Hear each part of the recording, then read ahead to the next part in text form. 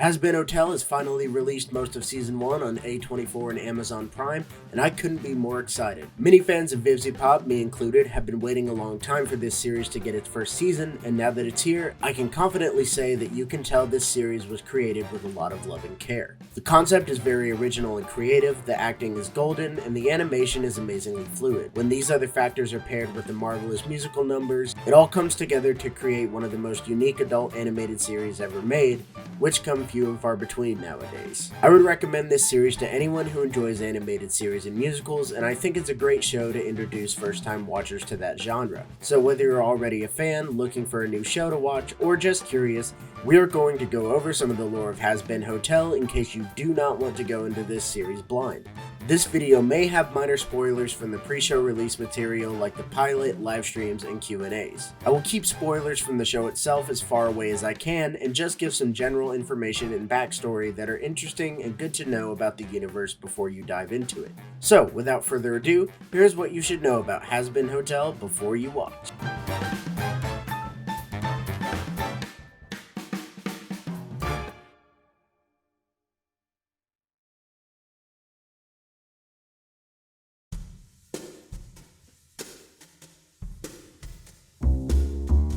The world of Hazbin Hotel consists of heaven, earth, and hell. Good angels ruled over heaven and eventually created earth. When the first man and woman, Adam and Lilith, were created, the archangel Lucifer fell in love with Lilith, who then left Adam for him. After Adam's second wife Eve was created, Lucifer and Lilith gave Eve the gift of knowledge. Lucifer and Lilith's punishment for giving humanity the ability to have free will was to be banished from heaven and earth. When cast out, Lucifer and Lilith were sent into a dark pit called Hell, Lucifer's own creation, with his fallen angels. The fallen angels created the rings of Hell, all unique in their climates, landscapes, and purpose. Hell has 7 rings: pride, wrath, gluttony, greed, lust, envy, and sloth. Lucifer Magni rules over all of the rings from the top in pride, and the 7 princes of Hell rule the other rings respectively. Below them in hierarchy are the aristocratic families of Hell, like the Ars Goetia and Von Eldritch families. There are also powerful residents of the Pride Ring called Overlords, who are sinners that made the best of their shitty situation and were able to gain immense power and influence over Pride. Each Overlord has a specific industry attached to them. For example, Alistair has control of the radio industry, the V's have a total monopoly on media and entertainment, and Carmilla Carmine runs the weapons trade and manufacturing industry. The lowest classes of Hell consist of sinners, the Hellborn, then lastly, imps and hellhounds. Sinners are humans who were sent to Hell and now live an immortal existence unless killed by external circumstances. The Hellborn are demons who were born in Hell, but unlike sinners, they do have finite lifespans. Imps and hellhounds are the bottom class of Hell and are mostly used for labor and taken advantage of by higher classes. Okay, so now that we've gotten the basics on the hierarchy in society, let's jump into Heaven's biggest problem with Hell.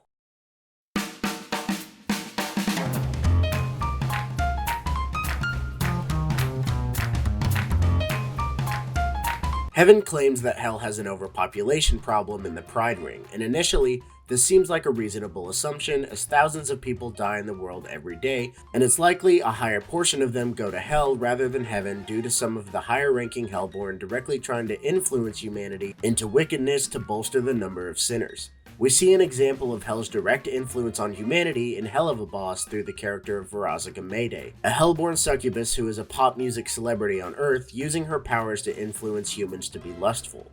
Due to the insanely large amount of sinners who spawn into Pride on a daily basis, it would stand to reason that there is enough space in the Pride Ring for everyone, which most likely leads to many sinners and even Hellborn to be impoverished and desperate to find a place for themselves in their new surroundings. This leaves Lucifer in a rough spot because as far as we know, he doesn't have the ability to just magically create more space in Pride for sinners to occupy. Heaven fears that once Hell can no longer hold any more sinners, it is highly possible Lucifer would try to expand to Earth or parts of Heaven if the population reached a breaking point. The angels had to come up with a way to ensure that the population of Hell could never give Lilith and Lucifer the power to rebel against Heaven, so this leads us to the next topic of discussion.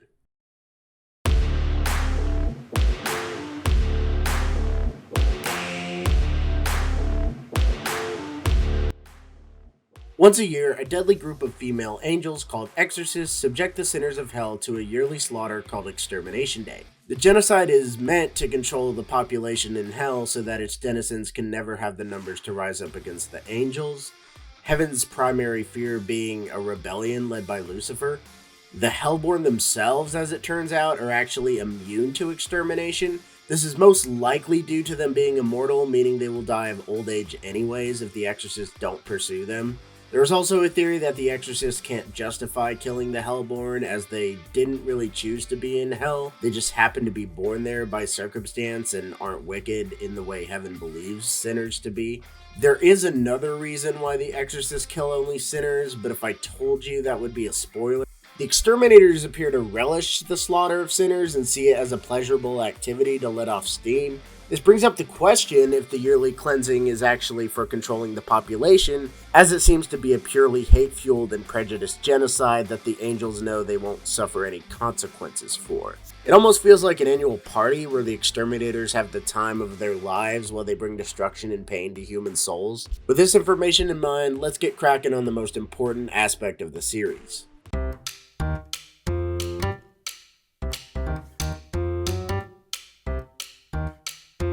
Lucifer and Lilith had a child in hell who they named Charlie, who growing up would hear stories about her father's lofty ideas that were partly responsible for getting him kicked out of heaven. These ideas were probably not evil in any way, as based on Charlie's personality, her father and mother probably encouraged her to be kind, empathetic, and selfless. At some point in Charlie's younger years, her mother disappeared, and as of the show airing, it is stated that Lilith has been gone for 7 years. During this time, Lucifer became distant, depressed, and obsessed with rubber ducks to fill the void his wife's disappearance left. At the start of the show, Charlie has minimal contact with Lucifer unless he needs something from her. Having a big dreamer for a father, this trait was passed down to Charlie, who over the years grew increasingly frustrated with the yearly exterminations.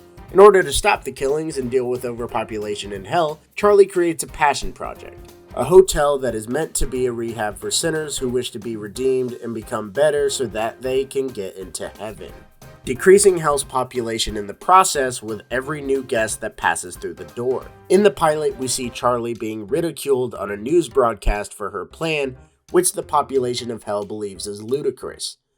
What in the 9 circles makes you think a single denizen of hell would give 2 shits about becoming a better person? Redeeming sinners has never been attempted before, and the very thought of anyone in hell having a chance in heaven is seen as a joke. However, this doesn't deter Charlie, who has faith she can truly help people. Her girlfriend Vaggie supports her in this endeavor and acts as the protector and armor of Charlie at the hotel. The hotel's first and only guest as of the pilot in episode 1 is Angel Dust, a sinner who was part of a mafia family in New York who passed away from an overdose. In hell, he is the most popular porn star to ever hit the screen, working for Overlord and adult film producer Valentino. It is implied his primary motivation for staying at the hotel is to escape the constant abuse of Val. The hotel is a safe place where he can't be exploited and controlled, and despite seeming disinterested in redemption, Charlie truly loves and cares for him and wants to do everything she can to help him get into heaven. Charlie's hotel was able to pique the interest of an overlord named Alistair, who made a reappearance after a 7-year sabbatical. In his earthly life, Alistair was a radio host and serial killer whose hunting grounds were the streets of New Orleans, Louisiana in the 1920s and early 30s. In a live stream, Vivzy Pop said that he was fatally shot by a hunter who mistook him for a deer in 1933. Once in hell, Alistair quickly rose up in society through his radio show and by toppling reigning overlords in an incredibly short amount of time, which created a hole in leadership which made room for the current overlords to take over various industries of hell. If I say any more though, I think we're going to be getting into major spoiler territory, so I'm going to avoid talking about this anymore. We currently don't know the exact motivations for such a powerful and dangerous overlord wanting to help Charlie in her endeavors, but Alistair claims it is for his own amusement, as he enjoys seeing people fail and suffer. I want to watch the scum of the world struggle to climb up the hill of betterment, only to repeatedly trip and tumble down to the fiery pit of failure.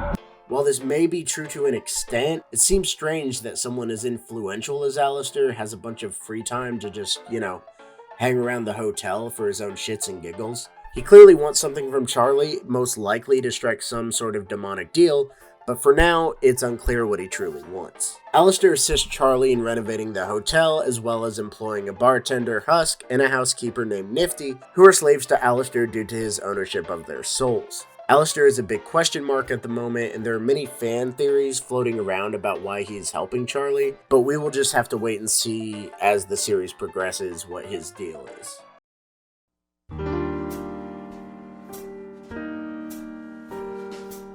Alright, so we've gone over some of the big points and characters to prepare first-time watchers to dive into this series.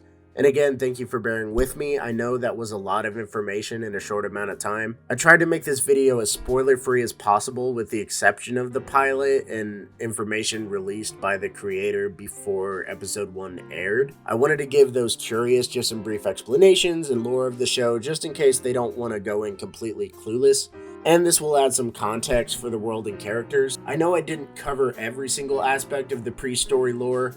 However, I wanted to make this video as quick and painless to watch as possible, so viewers can just get a quick recap or introduction without feeling like a ton of intricate lore aspects are being crammed down their throat.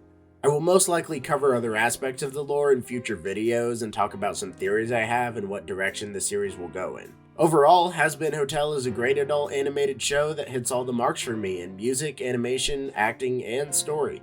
While there are some pacing issues and the plot moves a bit fast, I think this could be due to the current entertainment environment where season 2 is never guaranteed in this industry, and I can understand why the writers felt they needed to put big reveals and character moments in season 1, even if they do seem a bit sudden. I won't lie and say the animation and music are completely groundbreaking, but there's something very special about this series, and its success really does bode well for the future of independent animations being picked up by studios. Vivian Medrano has truly created something unique through her fantastic world and characters, and Hazbin Hotel could be the beginning of a new wave of amazing adult animated shows. You can watch Hazbin Hotel on A24 or Amazon Prime, and there are currently 6 episodes released. The last 2 episodes will be released this week on Thursday, so if you want to wait until then to watch, you'll have all the episodes available to binge. If you like the video, leave a like or a comment, and if you're feeling generous and want to get notified when a new video drops, subscribe and click the bell.